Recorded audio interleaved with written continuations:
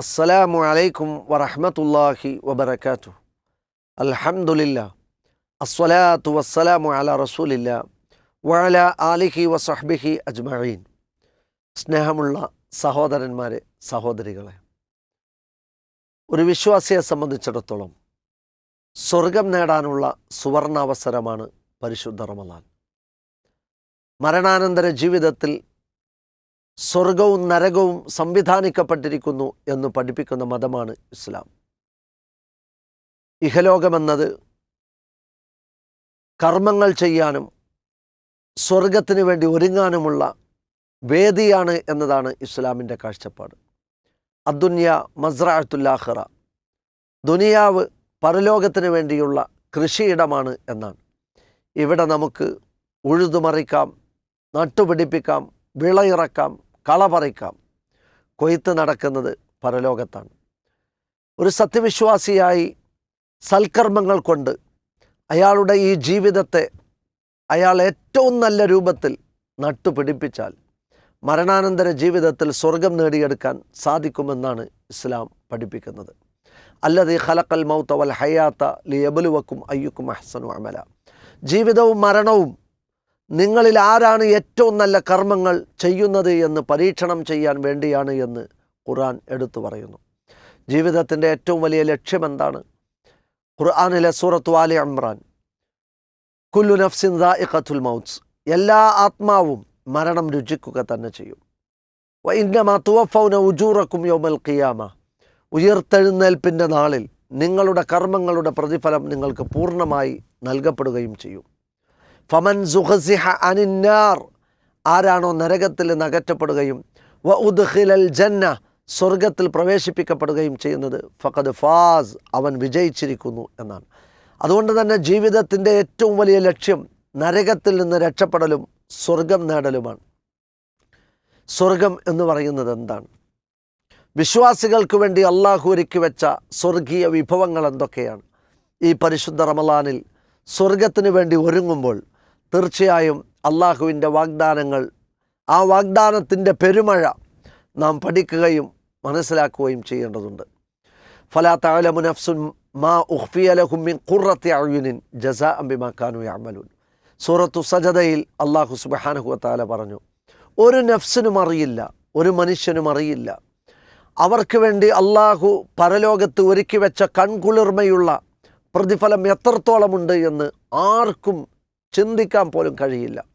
എല്ലാം ജസാഅൻ ബിമാ കാനൂ യഅമലൂൻ, അവരുടെ കർമ്മങ്ങൾക്കുള്ള പ്രതിഫലമാണ് എന്നതാണ്. എന്താണ് സ്വർഗത്തെക്കുറിച്ച് റസൂലുള്ളാഹി സ്വല്ലല്ലാഹു അലൈഹി വസല്ലം പറഞ്ഞത്? സ്വർഗമെന്ന് പറയുന്നത് നിങ്ങളുടെ ഒരു കണ്ണും ഇതുവരെ കണ്ടിട്ടില്ലാത്ത, മാല ഐനുൻ റഅത് വല ഉദുനുൻ സമീഅത്, ഒരു കാതും കേട്ടിട്ടില്ലാത്ത, ഒരു മനുഷ്യ സങ്കല്പങ്ങൾക്കും വിഭാവന ചെയ്യാൻ പറ്റാത്ത അത്രമേൽ വലിയ സൗഭാഗ്യങ്ങളുടെ സുഖലോലുപതയുടെ സ്വർഗപ്പൂങ്കാവനമാണ് നാളെ പരലോകത്ത് വരാനിരിക്കുന്നത് എന്ന ആവേശമാണ് ഖുർആൻ നമുക്ക് പകർന്നു നൽകുന്നത്. അള്ളാഹു ഒരു മിഥ്യയിലേക്കല്ല നമ്മളെ ക്ഷണിക്കുന്നത്, ഒരുക്കി വെക്കപ്പെട്ട പ്രതിഫലത്തിലേക്കാണ്. നിങ്ങളിതാ വസാരിഉ ഇലാ മഗ്ഫിറത്തിൻ മിർ റബ്ബിക്കും വജന്ന, നിങ്ങളുടെ റബ്ബിങ്കിൽ നിന്ന് നിങ്ങൾക്ക് കിട്ടുന്ന സ്വർഗത്തിന് വേണ്ടി നിങ്ങൾ അതിവേഗതയിൽ കുതിക്കണം. കാരണം അത് ആകാശഭൂമികളെക്കാൾ വിശാലതയേറിയ സ്വർഗമാണ്.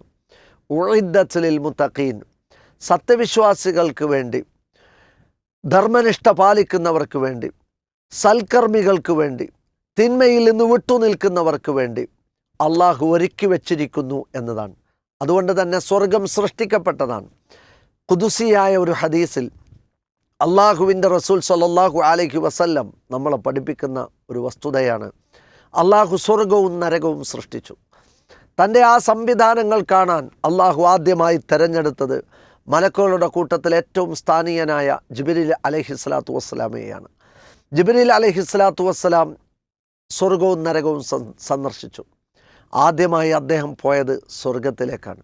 സ്വർഗത്തിലെ സൗഭാഗ്യങ്ങൾ കണ്ട് നയനാനന്ദകരവും കർണാനന്ദകരവും പരമാനന്ദകരവുമായ സ്വർഗീയ സൗകര്യങ്ങൾ കണ്ട് മതിമറന്ന് ആസ്വദിച്ച് അള്ളാഹുവിൻ്റെ അടുത്ത് അദ്ദേഹം വന്ന് പറഞ്ഞു, അല്ലാഹുമ്മ ഫബിഇസ്സത്ത്, അള്ളാഹുവേ നിൻ്റെ പ്രതാപം തന്നെയാണ് സത്യം, ഒരൊറ്റ മനുഷ്യനും ഈ സ്വർഗം കിട്ടില്ലേ എന്ന് ഞാൻ ഭയപ്പെട്ടു പോവുകയാണ്. കാരണം ഹുജിബത്തുൽ ജന്നത്തു ബിൽ മക്കാരിഹ്, മനുഷ്യർ ചെയ്യാൻ വെറുക്കുന്ന കാര്യങ്ങൾ കൊണ്ടാണല്ലോ അള്ളാഹ് നീ സ്വർഗത്തിന് മറയിട്ടിട്ടുള്ളത്. അതവർ ചെയ്യാൻ തയ്യാറായെങ്കിലേ സ്വർഗമറ നീങ്ങി അവർ സ്വർഗാവകാശികളായി മാറുകയുള്ളൂ. പിന്നീട് അദ്ദേഹം സന്ദർശിച്ചത് നരകമാണ്.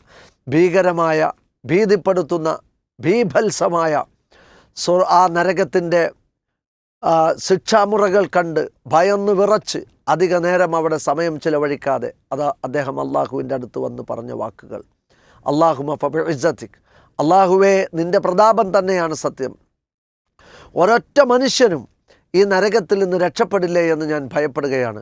കാരണം നരകത്തിന് മറയിട്ടിട്ടുള്ളത് മനുഷ്യ മനസ്സുകൾ ചെയ്യാൻ മോഹിക്കുന്ന കാര്യങ്ങൾ കൊണ്ടാണല്ലോ അള്ളാഹ് നീ നരകത്തിന് മറയിട്ടിരിക്കുന്നത്. അതവർ ചെയ്യുന്നിടത്തോളം കാലം നരകത്തിൻ്റെ മറ നീങ്ങി അവർ നരകാവകാശികളായി മാറുമല്ലോ എന്ന വേവലാതിയാണ് ജിബ്രീൽ അലൈഹിസ്സലാത്തു വസ്സലാം അള്ളാഹുവിനോട് പറഞ്ഞത്.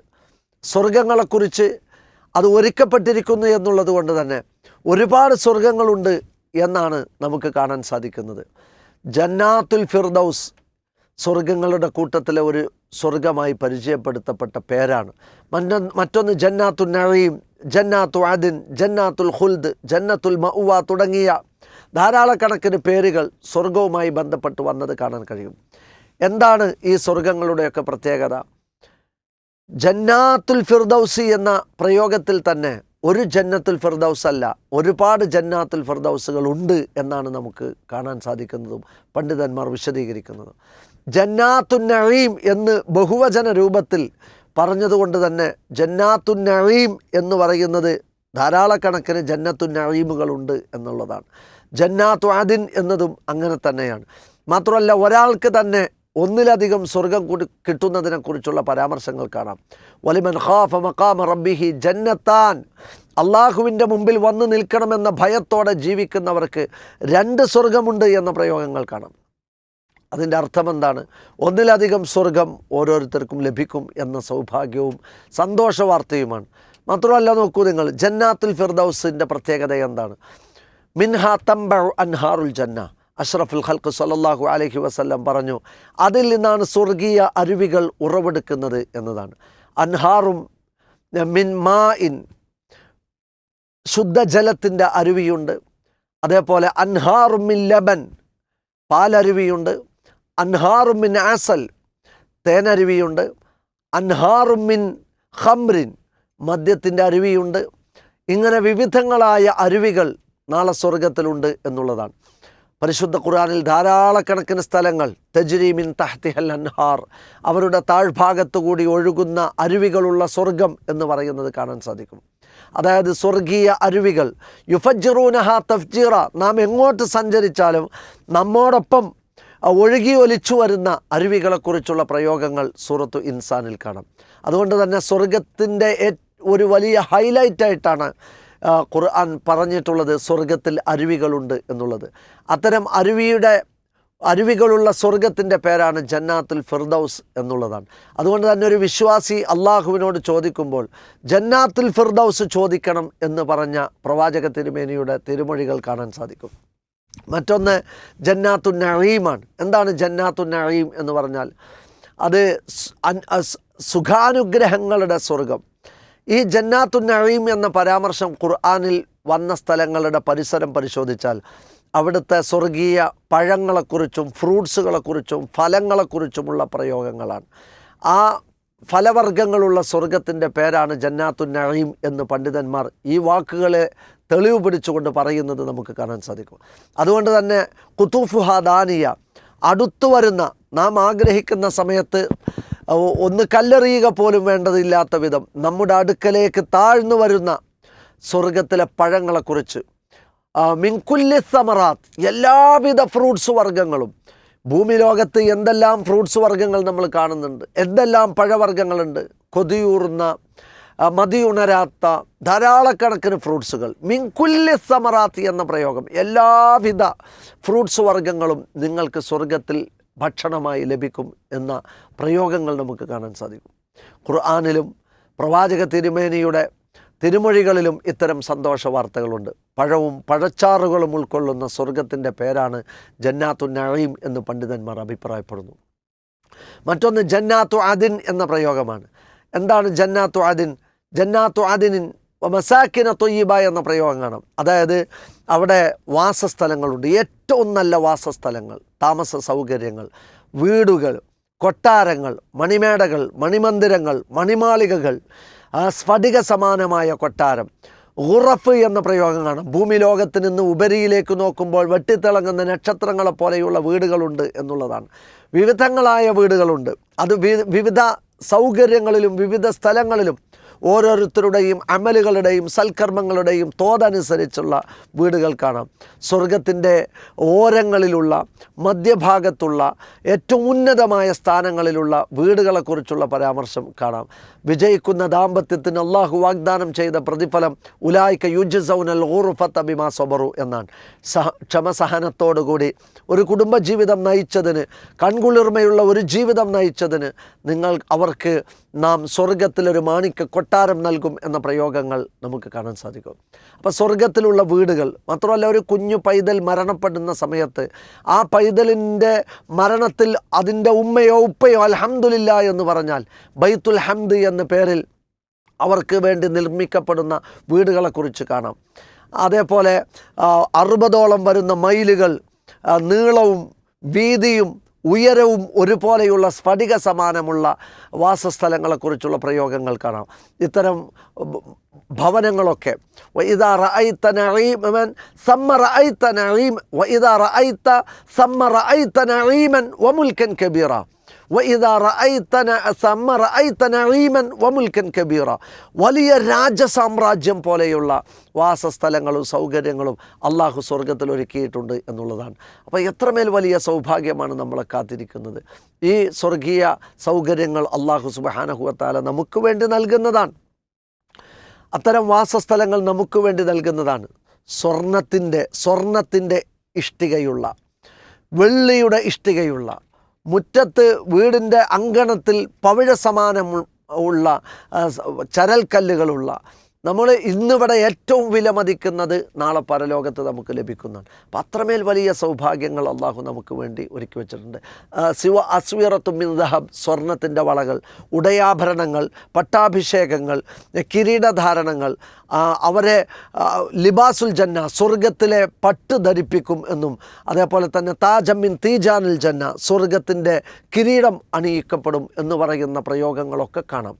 മാത്രമല്ല അലൽ അറായിക്കി യൻദുറൂൻ, പരവർണാങ്കിത ചാരുമഞ്ചങ്ങളിൽ അവർ വന്നിരിക്കുന്ന, രാജകീയ പ്രൗഢിയോടുകൂടി വന്നിരിക്കുന്ന സംവിധാനങ്ങൾ, സുറുറും മർഫുവ, അവർക്ക് വേണ്ടി ഉയർത്തി വിധാനിക്കപ്പെട്ട കട്ടിലുകൾ, മെത്ത തലയിണകൾ, എന്തെല്ലാം പ്രയോഗങ്ങളാണ് പരിശുദ്ധ ഖുർആനിൽ വാഗ്ദാനമായി വന്നിട്ടുള്ളത്. വലക്കും ഫീഹാ മാ തസ്തഹി അൻഫുസക്കും എന്നാണ്. നിങ്ങളുടെ മനസ്സ് എന്തു മോഹിക്കുന്നുവോ അത് നിങ്ങൾക്ക് ആ സ്വർഗത്തിലുണ്ട് എന്നാണ്. എത്രമേൽ വലിയ സ്വർഗീയ തരുണികളെക്കുറിച്ചുള്ള പ്രയോഗങ്ങൾ, ഇണകളെക്കുറിച്ചുള്ള പ്രയോഗങ്ങൾ.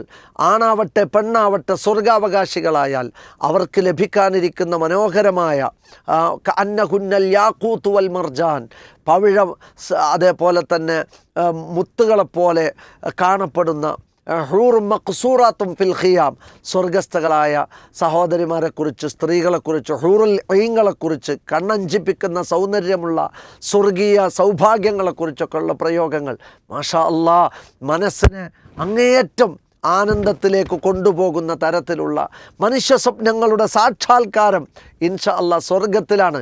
മനുഷ്യൻ എന്ത് മോഹിക്കുന്നുവോ അത് ലഭിക്കുന്ന സ്വർഗം നമുക്ക് വരാനുണ്ട്. ഇത്രമേൽ വലിയ സൗഭാഗ്യങ്ങൾ കൊണ്ട് നമ്മളെ കാത്തിരിക്കുന്ന, നമ്മുടെ സൽക്കർമ്മങ്ങൾക്ക് പ്രതിഫലം നിശ്ചയിച്ച അള്ളാഹു എത്ര കാരുണ്യവാനാണ്.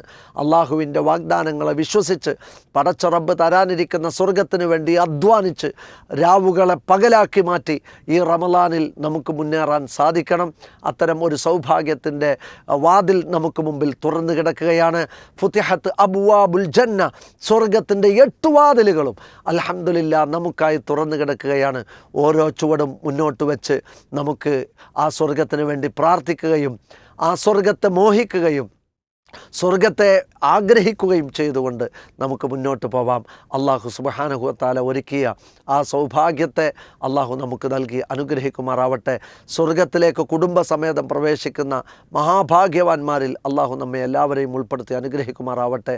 വ ആഖിറു ദഅ്വാനാ അനിൽ ഹംദുലില്ലാഹി റബ്ബിൽ ആലമീൻ. അസ്സലാമു അലൈക്കും വറഹ്മത്തുള്ളാഹി വബറകാതുഹു.